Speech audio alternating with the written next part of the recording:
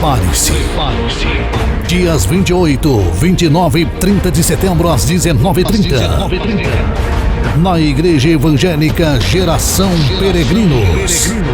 Congresso Virtude Missionária. General Canabarro 3391.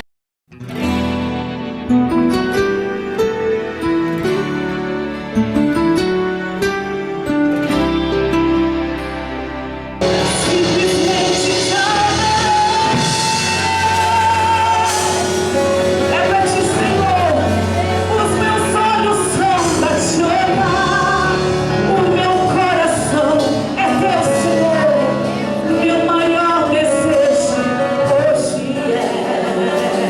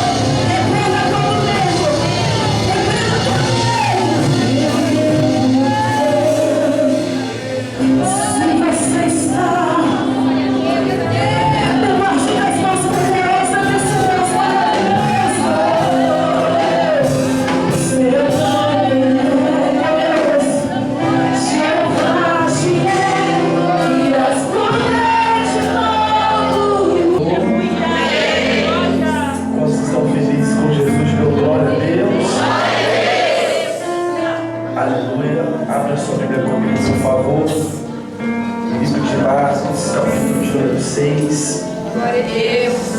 Enquanto você procura Marcos capítulo 6, eu quero louvar a Deus por essa rica oportunidade de comer os pães. Eram quase 5.000 homens.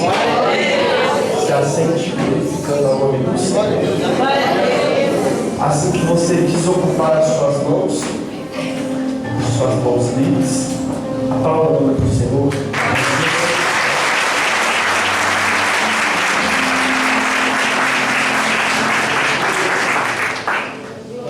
Glória a Deus.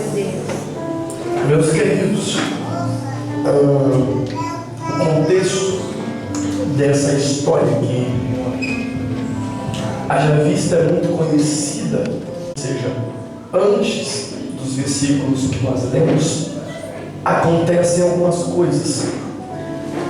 E o que acontece é que Herodes vai prender o profeta João Batista.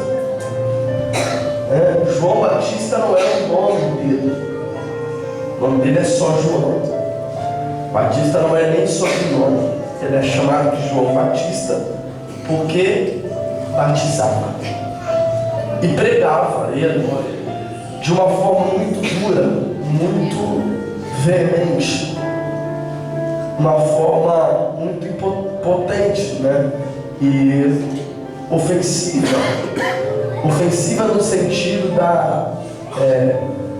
ofensiva no sentido literal, não de que ofendia, embora ofendia, mas ofensiva no sentido de que era uma mensagem que era contra, era no ataque do pecado. E a postura de João vai gerar uma grande ira sobre sacerdotes, fariseus, escribas, na qual vão pedir a sua prisão. Herodes vai prender a João Batista, porém, entretanto, todavia, não obstante, a Bíblia diz que Herodes gostava muito de ouvir os conselhos de João, mesmo João estando preso. Olha isso. João tinha tanta sabedoria que, mesmo sendo prisioneiro, João aconselhava o rei daquela época. E Herodes ouvia os conselhos de João com muita paciência, com muito amor. Porém, existia um conselho que João dava para Herodes, que a mulher de Herodes, chamada Herodias, não gostava. Pregador, qual conselho era esse? O conselho de que Herodes não poderia estar com Herodias, porque a Bíblia vai dizer que Herodias era mulher de Filipe e não de Herodes. E isso prova que João tinha o caráter firmado, porque pessoas que não têm o caráter firmado só dão conselhos que agradam. Pessoas que não têm o caráter verdadeiro só nos falam aquilo que nós vamos gostar de ouvir. E o verdadeiro amigo não é aquele que diz apenas aquilo que você gosta de ouvir. O verdadeiro amigo é aquele que diz aquilo que você precisa ouvir, mesmo que agora não te agrade ouvir, mas futuramente você vai entender. Se existem pessoas que nos dizem coisas que nós não gostamos de ouvir, é nossos pais. Se existem pessoas que dizem conselhos que na maioria das vezes, isso pelo menos na fase infantil ou da adolescência, que nós não gostamos de ouvir, é o nosso pai e a nossa mãe. É tão verdade que muitas das vezes parece, em alguns momentos da nossa vida, que a gente prefere estar mais com amigos adolescentes e responsáveis do que com o pai e com a mãe, porque o irresponsável diz aquilo que você gosta, agora o responsável diz aquilo que vai ser bom para o seu futuro. João era assim. João falava para Herodes aquilo que ele sabia que não era bom que ele continuasse. E é óbvio, irmão, que Herodias, por ser mulher de Herodes, usufruía da riqueza de Herodes. usufruía de tudo que tinha de bom na vida de Herodes, de seu reinado, de sua comida, seu dinheiro, suas roupas mais caras. Herodias usufruía disso, sendo mulher de Herodes. Então, jamais ela ia querer que Herodes se separasse dele. Porém, a Bíblia vai dizer que quando João dava esse conselho, Herodias se irritava muito. Certo dia, Herodes, em seu aniversário, vai fazer uma festa em seu palácio. Nessa festa existia comida de graça, vinho de graça, uma mesa cheia de fartura e o pior, sensualidade na sua festa. A Bíblia diz que a filha de Herodias, isso aqui é até uma evidência de que Herodias não era mulher de Herodes, porque a Bíblia não diz que era filha de Herodes, e sim filha de Herodias, porque era filha de Filipe e não de Herodes, porque a mulher não era de Herodes, mas sim de Filipe. A filha de Herodias chega na festa dançando, sensualizando, fazendo a sua dança e o seu movimento do corpo. Aquilo vai encantar Herodes de uma forma tão grande que Herodes vai fazer uma promessa àquela moça. Um conselho que eu poderia te dar: não faça promessas no momento de euforia. Por que, pregador? Porque a maioria das promessas que nós fazemos nos momentos de euforia são as promessas que nós jamais vamos cumprir, ou que nós jamais poderemos cumprir, ou que, se formos cumprir, terá um grande preço a ser pago. Quando nós fazemos promessas nos momentos de euforia, nós fazemos as promessas sem pensar na manhã. E quando fazemos as promessas sem pensar na manhã, normalmente não cumprimos com aquilo que nós prometemos. E Herodes, encantado pelas danças daquela menina, vai fazer uma promessa para ela. Pregador, qual é a promessa? Tudo que você me pedir, até metade do meu reino, eu te darei. Peça o que você quiser. E eu posso dizer uma coisa com todo carinho: aquela menina era como muitas pessoas da sociedade mundana atual, porque ela entendia de sensualizar e mais nada. Ela entendia de exibir o seu corpo e de mais nada. Ela entendia de causar desejo nos homens, mas não sabe o que queria para a vida. Quando foi lançar uma proposta que poderia mudar a vida dela, ela não sabia o que pedir. Tanto que ela vai até a sua mãe, que é Herodias, e pergunta: Herodias, Herodes fez a mim uma promessa. Qual a promessa?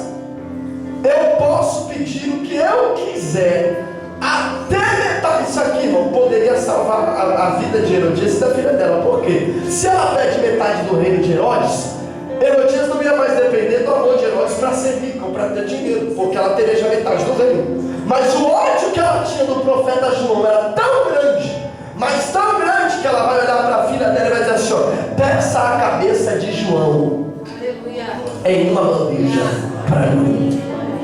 Ela chega até ela e diz assim: eu quero a cabeça do profeta João Batista em uma bandeja para mim agora. Agora olha Herodes, irmão, era como todo soberbo, prepotente e orgulhoso. Por quê? Você pode ter certeza que todo soberbo e orgulhoso, ele tem uma insegurança, por isso que ele trata as pessoas mal. Pregador, como assim? Como todo soberbo, orgulhoso e prepotente, irmão, Herodes tinha medo de não ser amado.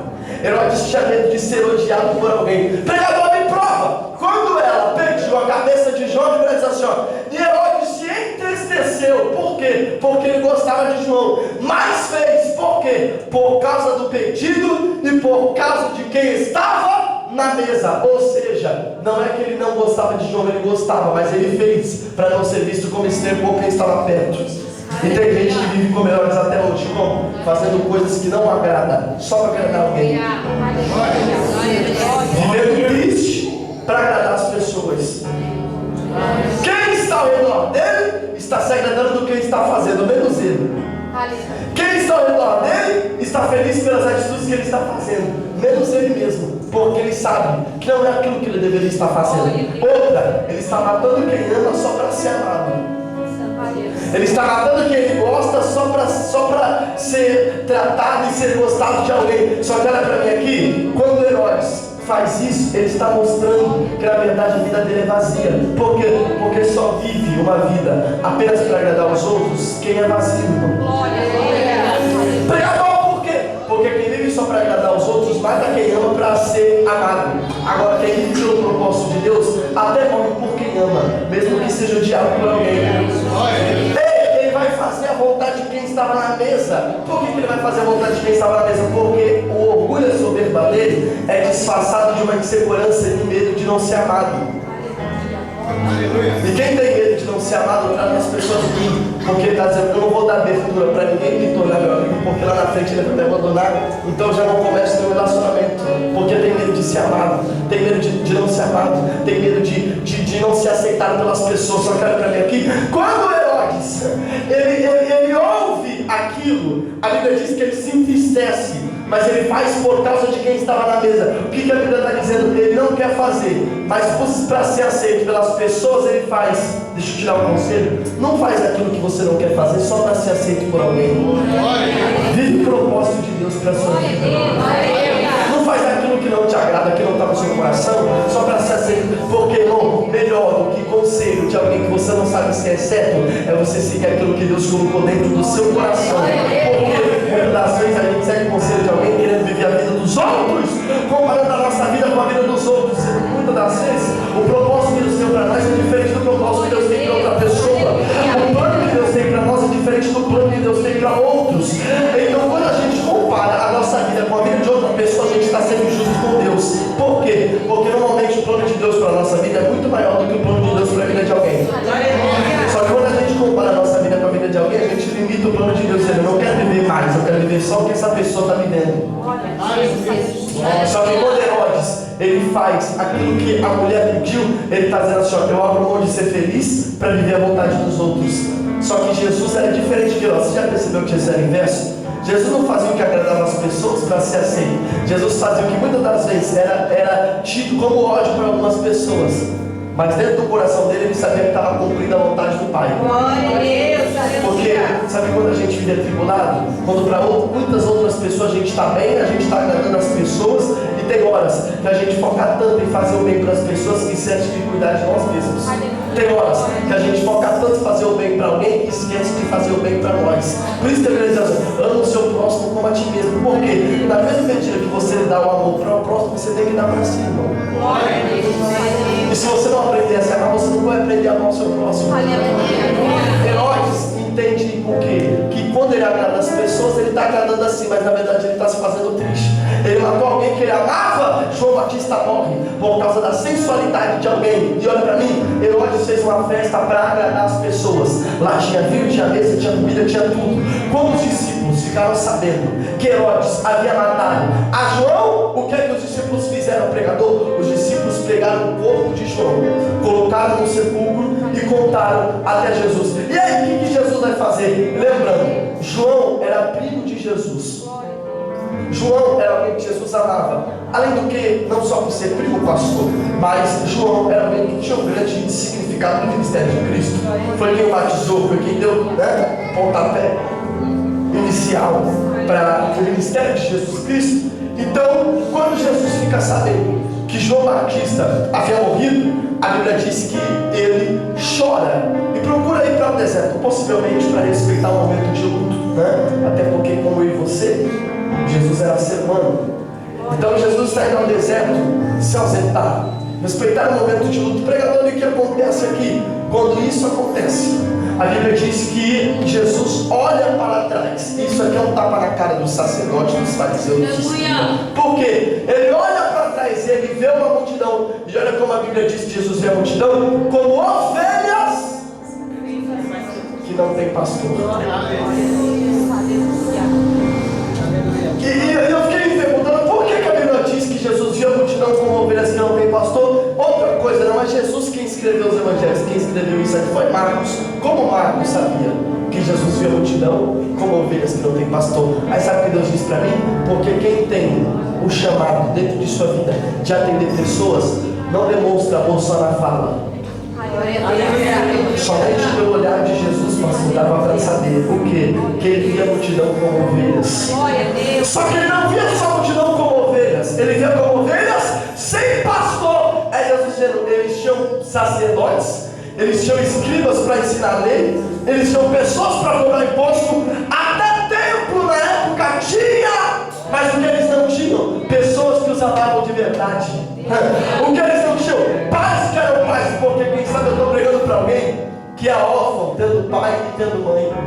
Quem sabe eu estou pregando para alguém que não aqui nesse ministério, mas alguém, pastor, que até tem alguém que cuida, que se diz pastor deles, mas não tem o verdadeiro amparo e auxílio que precisa. E existem muitas pessoas que vivem assim, como pregador, rodeada de pessoas, mas se sentem sozinhas, se sentem abandonadas. E é por isso que a multidão ela ia até Jesus. Por que ela ia até Jesus? Porque ela via em Jesus uma necessidade que o sacerdote não tinha suprido, que o pai e a mãe não tinha suprido, que a família não tinha suprido, que até agora o sacerdote não tinha suprido. Mas em Jesus eles viam a palavra de vida, eles viam o verdadeiro caminho, eles viam a verdadeira verdade. E é por isso que eles iam até Jesus. Pregador, por quê? Porque se você for comparar quem era Jesus com a lei disse: sua glória, acabou a pregação. A lei dizia assim, ó: se você quiser pedir perdão pelos seus pecados, pega um cordeiro, leva até a tenda.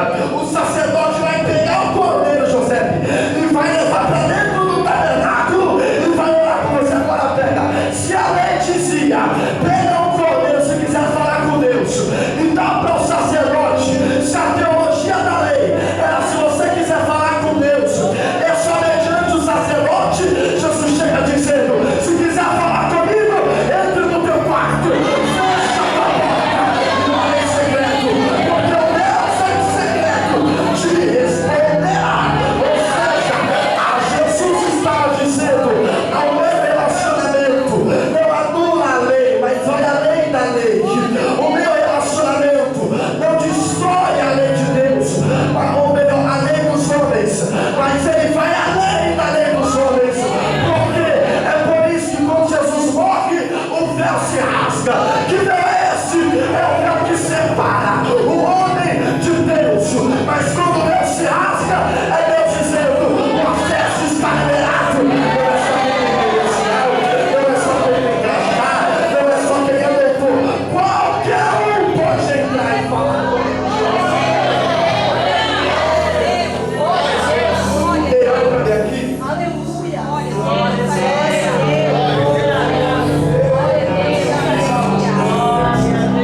Então, quando ele vê as ovelhas, o povo como ovelhas que não tem pastor, Jesus está dizendo: eu não me vejo apenas como pregador de multidões, eu me vejo como pastor.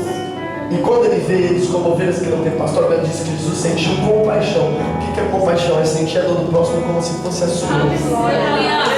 Ou seja, o que Deus está fazendo? O que Cristo está fazendo mesmo estando de luto por alguém? Se não der glória, morreu. O que Jesus está fazendo mesmo estando de luto por alguém? Jesus está trocando a sua necessidade pela necessidade de alguém. Eu vou fazer uma pergunta para quem serve a Deus. Quantas vezes você já não abraçou precisando se abraçar? Quantas vezes você já não deu uma palavra para alguém precisando de uma palavra? Deixou louvor para alguém precisando que cantasse para você? Quantas vezes você já não dobrou o joelho com uma guerra e ao invés de falar sobre a sua guerra, comprou a guerra de alguém que não sofreu do seu coração? Dizendo: o chamado de alguém faz parte. O que faz parte do chamado? Abrir mão da sua necessidade. E a necessidade de alguém que você ama. É isso que Jesus está fazendo aqui. Ele está abrindo mão daquilo que para ele está doendo. Jesus está abrindo mão daquilo que para ele está machucando, para olhar para a necessidade de alguém que está machucando também. Porque quando você abre mão de olhar para a sua necessidade, ela some. E o que resta é só a necessidade de alguém. Porque Jesus sabia que aquela tristeza que ele estava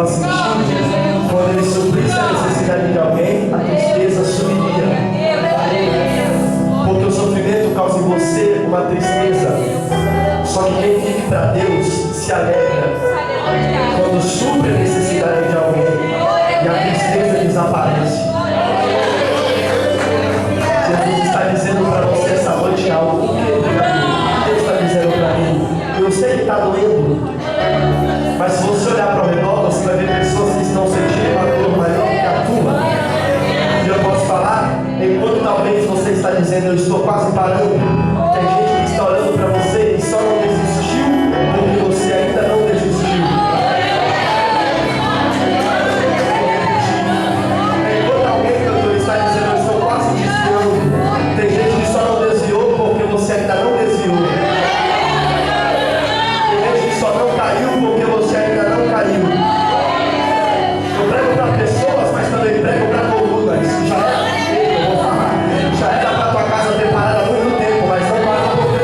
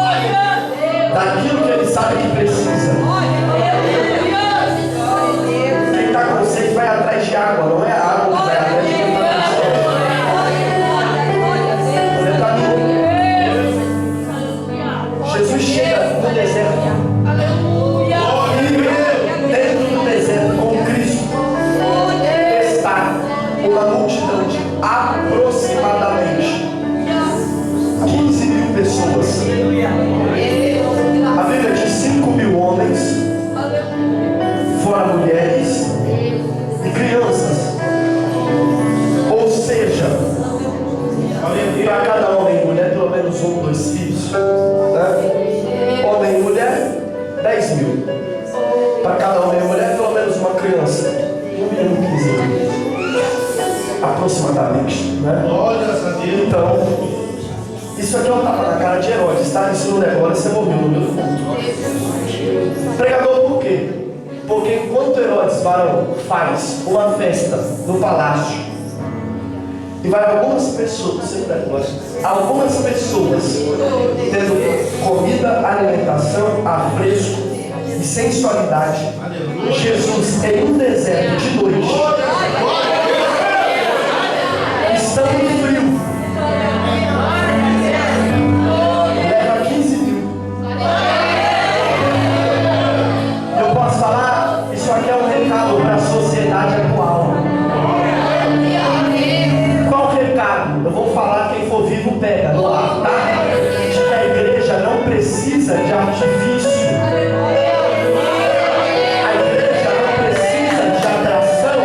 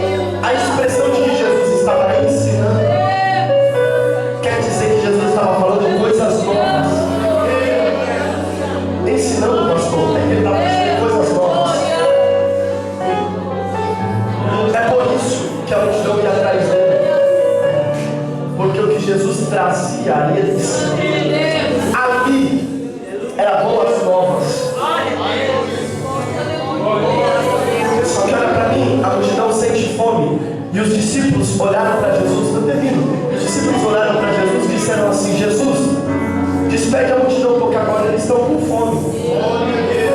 Só que por que eles disseram isso? Porque os discípulos olhavam a multidão apenas como uma multidão. Aí Jesus olha para eles assim: o que vocês têm para alimentar eles? Pregador, por quê? Porque os discípulos disseram para ele mandar a multidão embora. Por quê? Porque eles não viam em Jesus, os discípulos não viam a necessidade de dar comida para a multidão. Porque a mentalidade dos discípulos é essa aqui: a multidão está aqui para ouvir.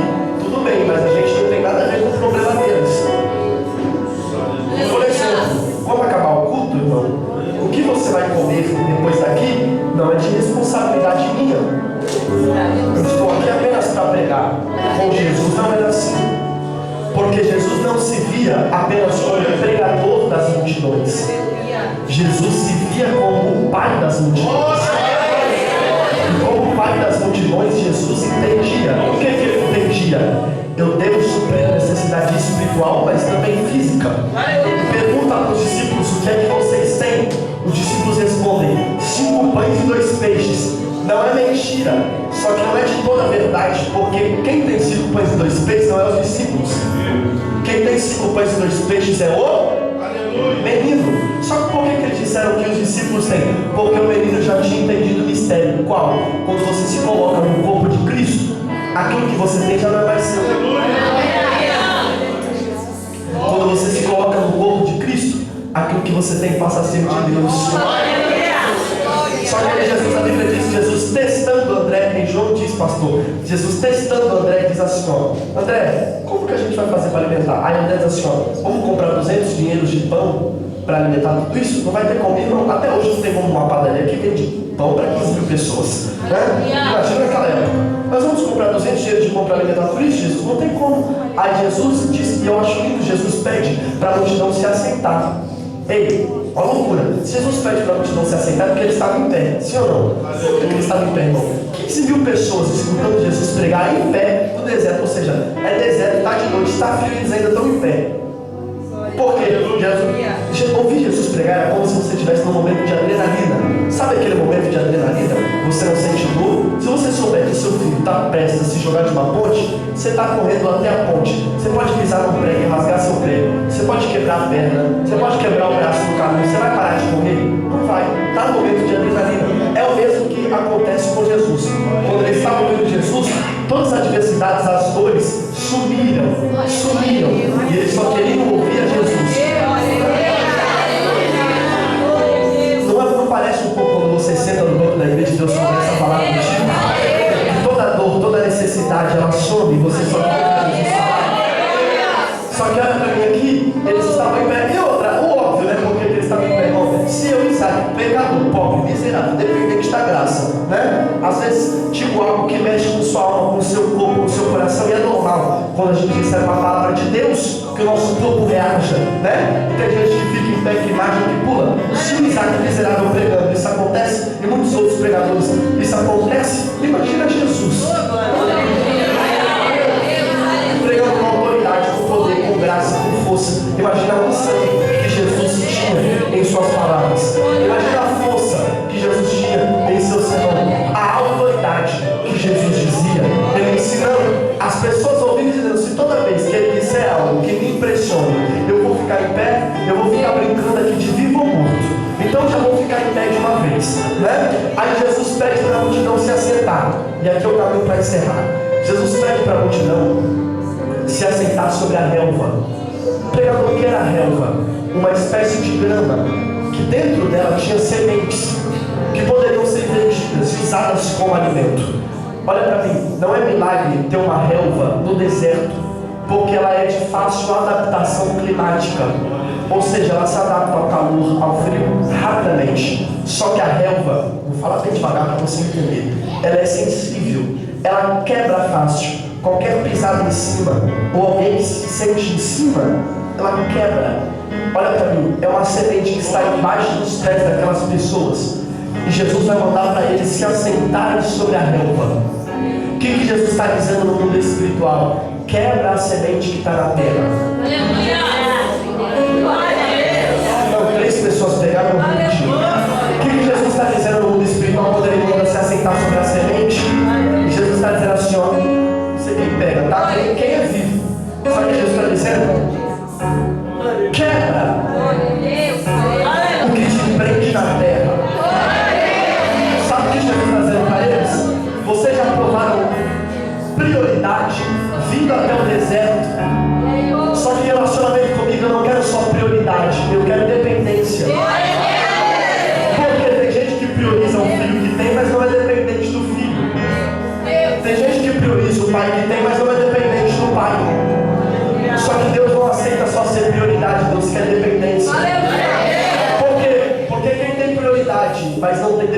dependência é uma hora larga.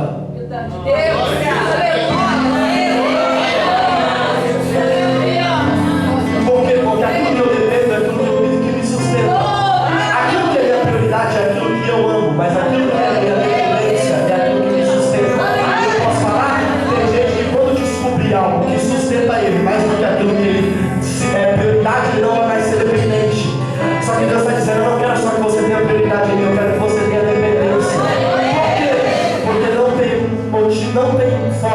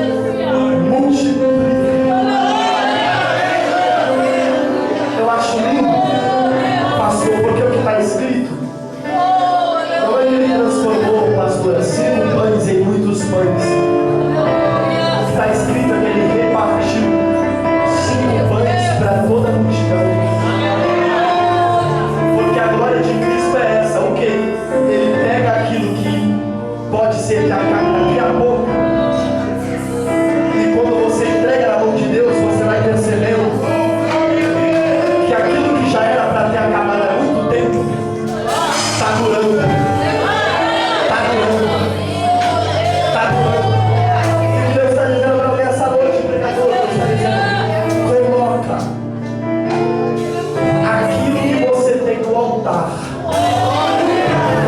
Pode chegar tranquilo que eu não tiro oferta, esse negócio é comigo.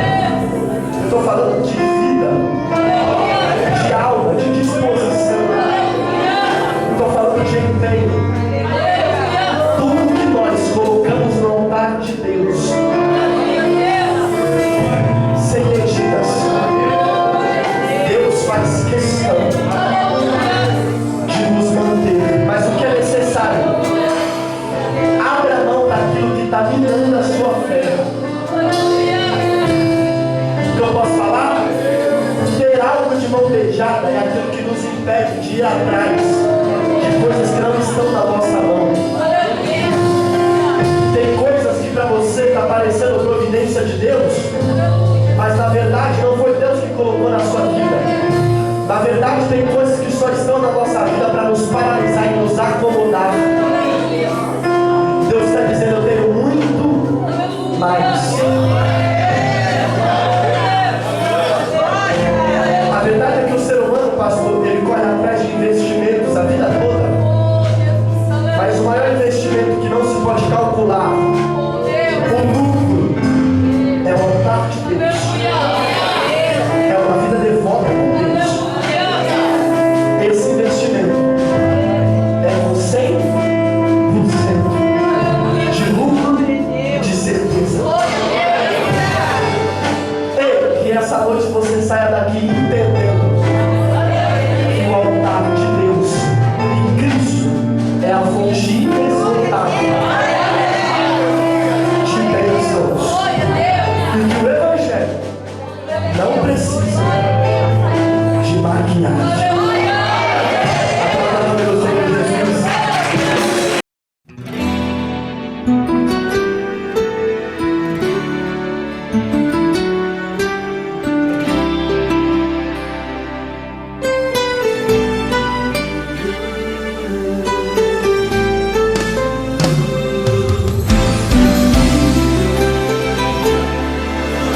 Sei o que é deserto e o que é prova, o que é vale, o que é cova. Também sei o que é o agir de Deus. Sei o que é entrar numa fornalha, enfrentar uma batalha, ser perseguido só por ser fiel. Eu sei que o inimigo fez de tudo pra roubar o meu sorriso e os sonhos que sonhei. Quantas lágrimas pra escrever a minha história, mas eu conquistei vitórias que jamais esquecerei. Nos momentos de